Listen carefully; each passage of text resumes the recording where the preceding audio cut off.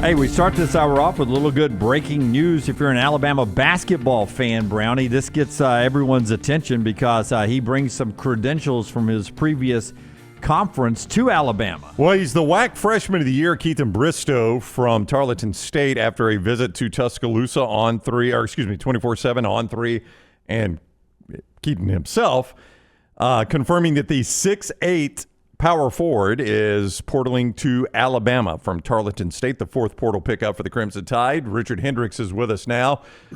We get Richard on every time there's a guy coming out of the portal. No, we don't. Richard was on with us anyway. Just happened to break right before he came on. First of all, welcome in, Richard. How are you? Doing great. And guys, I don't see how y'all didn't catch that Squints' kiss with Wendy Peppercorn. Got to be one of the top kisses on screen of all time. When you take the gamble of risking to drown yourself just to get a kiss on screen, that's got to be top 5 easily. That is dedication. You're right. That's going the extra mile. Yeah, so there's Hendrix backing up Forrester's selection there. Absolutely. Yeah, great movie. I love Sandlot. What a fantastic family movie. I love it. One of the best of all time, for sure. There's no doubt. All right, I know you haven't watched a lot of Tarleton State and have watched this kid, but when you get a 6'8" kid, he averaged, I think, 11 and 4. Interesting pickup for the Tide. Well, it's funny. You mentioned Tarleton State. Actually, I have to give a shout out to one of my former Athens High School alum and Chris Howell, who went to Tarleton State back in the early 2000s when they were a Division II program. Billy Gillespie has been the head coach there. He's had SEC ties. He's coached at Texas A&M and at Kentucky. Their interim coach last year was Joe Jones, who played at Texas A&M as a former player that was around my era. So I've been able to watch Tarleton State, and Alabama now has a guy at 6'8", 190 pounds in Bristo, who can be a player who can get up and down. He can shoot a little bit from the outside, and he fits the mold of what Nate Oates wants to do. So this is a strong program that's been really, really good, and you'll get a player playing from Billy Gillespie that will be a tough-minded basketball player. And in my opinion, that's what Alabama's going to need the most. I completely discount Hendrix' knowledge of Tarleton State. He responds by spitting facts. I love it. Hey, listen now, last year, every time Alabama put a piece of that team together, I remember leaving, going to a commercial break, saying to myself, wow, that guy's a starter. Wow, that guy's a starter. And it got to the point where I was like, man, that's 11 guys that should be a starter on this team. I haven't had the same feel about these, but it looks like Nate Oates is trying to piece together a roster that A, to me, looks bigger, and B, to me, looks like they play better defense. Is that fair? I would hope to think that would be an area that they would like to shore up. Now, at the same time, that was the major emphasis last season, as you talk about the Final Four year, where Grant Nelson had to play a lot of the 5 down the stretch. They bolstered up the front line, bringing in Amori, Aiden Sherrill, and they may not have gotten the results that they had, but I think a lot of that had to do with the expectations of the players and the names that were coming back on that team after going to a Final Four. But what I would say to most people, if you're really watching basketball and what you've been able to find out with the transfer portal, is that they are really good players on all levels. And if they get time to develop, then you can see that they can come to the Power Four teams and make big time contributions and make winning basketball plays when you need it the most. So I wouldn't get caught up in looking at the stars that the players have in the recruiting cycle, the names that they come from and the accolades that they have, because oftentimes you'll see when you put together a roster of people that they don't know and they're hungry, then you can have a really, really strong team. So this could be something that could be a plus for Alabama. Richard Hendrix is with us, SEC Network and ESPN. We'll talk about all the SEC with him, or as much as we can get to anyway. But I do want to stick with one more Alabama question for you. Yesterday we played part of the interview where Labaron Philon leaves the door open, Richard, to coming back to Tuscaloosa. Alabama now 2 spots left after this, basically. I think so, yes. Basically 2 spots left, and they would gladly have Philon fill one of those spots. I mean, I've never seen him much, if at all, mentioned as a first-round guy. You've done this. If you're not a first-round guy, I mean, the with the NIL money now where it is, the play is to come back to Tuscaloosa, isn't it? Absolutely, or just open up the portal and go anywhere. I mean, for Alabama fans, you would like to see a guard with experience come back to the roster. But listen, I was a guy that entered the draft early. People might not remember going back to 2008, but I was an early draft entry and was drafted in the second round. And the game has changed tremendously now when you have an opportunity to be in the transfer portal and to ask for more money from these particular schools and to get into this transfer market. Now, that shows you that the transfer portal market does not have the same value as the professional basketball market. And a lot of these players are opting to remain in the collegiate ranks just because they know they can maximize their financial abilities in the college game. So I think it's smart for Labaron Philon to keep his options open, to consider to come back to Alabama, because from a financial standpoint, if he doesn't get the information that he wants to see coming out of the pre-draft, then he knows that he'll be able to make more money getting in the portal, potentially coming back to Alabama, or shopping around before they make a decision to put a cap on this thing. So it's the life that we have right now. It's the landscape of college basketball, and I don't blame these college athletes for trying to get as much as they possibly can when they're given it. Listen, the Field of 68, who I think does a wonderful job covering basketball, and I get their newsletter and watch their podcasts all the time. They've got 10 guys that they think have tough decisions to make about staying in the draft or coming back to college. One of them is Tahaad Pettiford. You saw him play a lot in your coverage of the SEC this past year. They list him at 6'1". If you had to give him, if you think when he gets to the NBA Combine on May 11th, do you think he'll show up at 6'1" there? And do you think they're saying he's projected as a second-round pick at that stature? Do you think he's a guy that comes back to Auburn? I think he's in the exact same situation as Labaron Philon. I don't think that he's 6'1" from what I've seen from the sidelines of the one game that I had for Auburn this past season. But he's in a tough situation. ESPN had him ranked 39th ranked as the prospect of the upcoming NBA mock draft. And you don't want to leave early unless you find yourself into a lottery pick situation, particularly when you have money on the table. We saw it in this recent NFL draft where there were several players, Quinn Ewers to name one. If he would have stayed in college, then his bargaining power would have been much better than what he's going to get fighting as a late draft pick for a position on a team that's not going to give you as much guaranteed money. So I think for Tahaad Pettiford, he has a tough decision to make. But this is just the landscape of college basketball in the professional ranks. And if I'm a fan, I've said it many times here on this show, there's no correlation between a good college player and a good NBA prospect. And you have to understand what you're seeing when you're watching it with your eyes as an analyst. A really good college player can be second round or undrafted.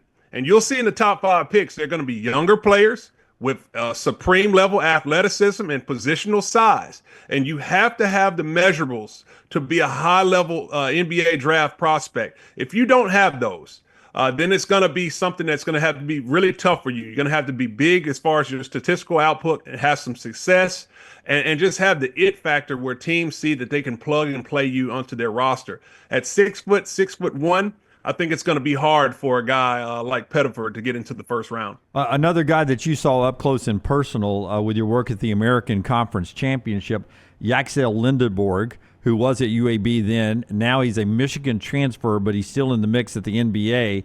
He was the first name they mentioned in this story that they're talking about, and they list him at 6'9", and he's a guy that's projected, they say, at the end of the first round, into the second round. What do you think about Yax's game? Does it have a place in the NBA, or is it another cash grab back to Michigan, in your opinion?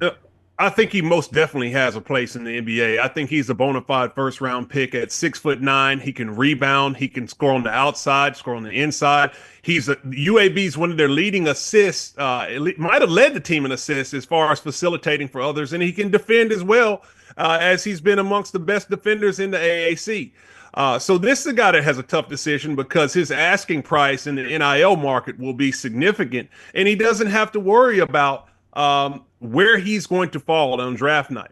I would say to anyone, everybody looks at the NBA draft and any draft, and you think it's an exciting moment. As a guy who's been drafted, it's the most stressful night you will ever have in your life. You've been playing basketball for 20 years, you've dominated, and all of a sudden your whole career and job future comes down to a 3-hour show where you're waiting for them to call your name, and one slot up or down will change the trajectory of your life. So if I'm Lindborg or any other player, I'm strongly considering my collegiate commitment, and I'm going to try to max out as much as I possibly can because I'm going to tell you, you're playing against lesser players, you're going to get paid more, and you're going to have a little bit more grace if you don't play as well. I mean, who doesn't want that for a job? Anybody wants those type of situations on their job. More money and less work. I mean, that's what you're looking for. When you look at what Kentucky did, Richard Hendrix with us on the Alexander Shinara Trial Attorneys Hotline, specifically with Aberdeen and Mo Diabate from Alabama, Aberdeen from Florida, guys that were kind of role players in the positions they were in, but Mark Pope obviously saw what he liked and valued those guys.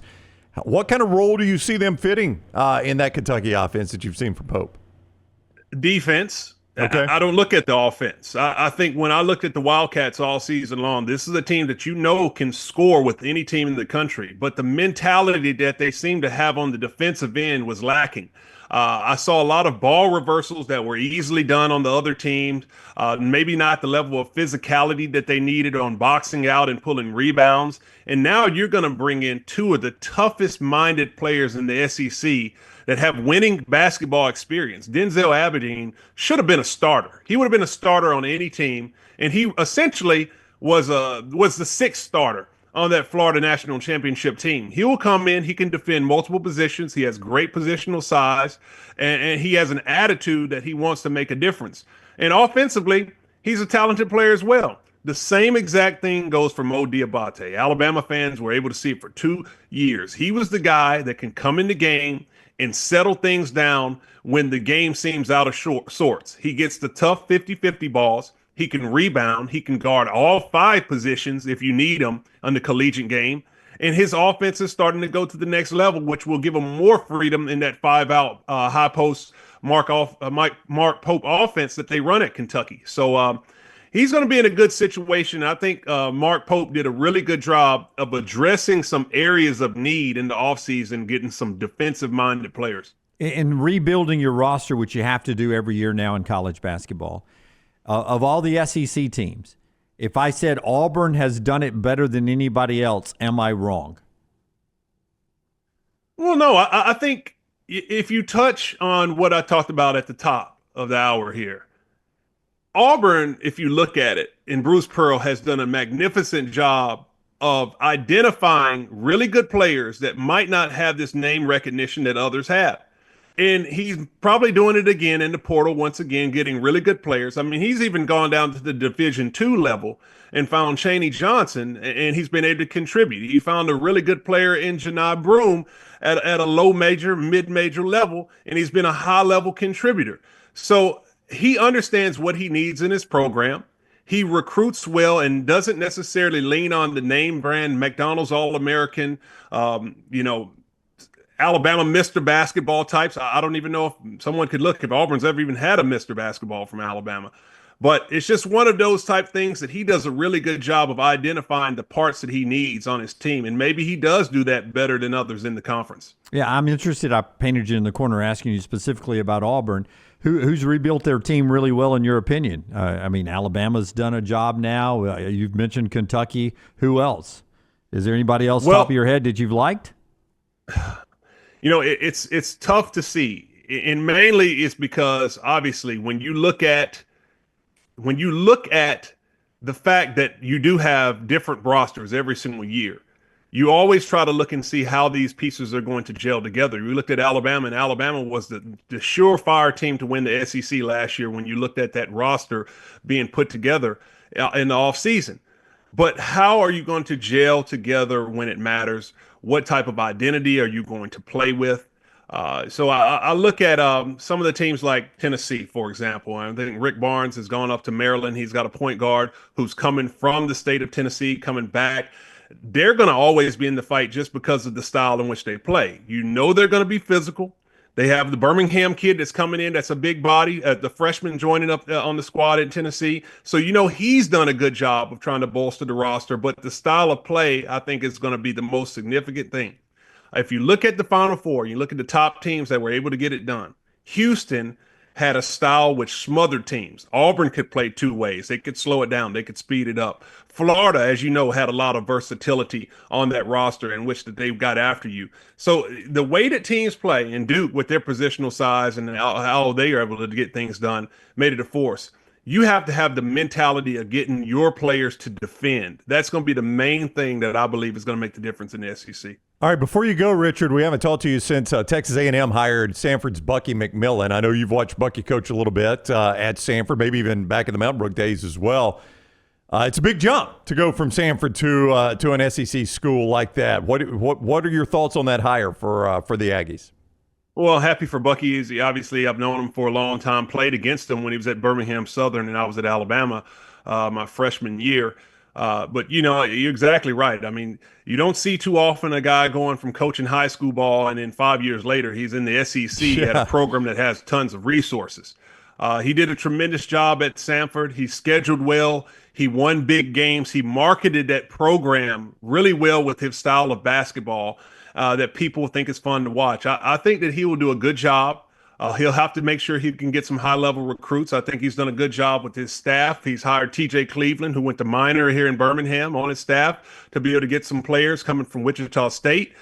So he's starting to do some things that I think will allow him to make some noise with his style of ball in the SEC. It's similar to what you see with Nate Oates and what Alabama does, trying to be up-tempo, trying to use the analytics and get an advantage here and there. And I think he can be able, with that creative style of play, can make some noise in his first year at Texas A&M.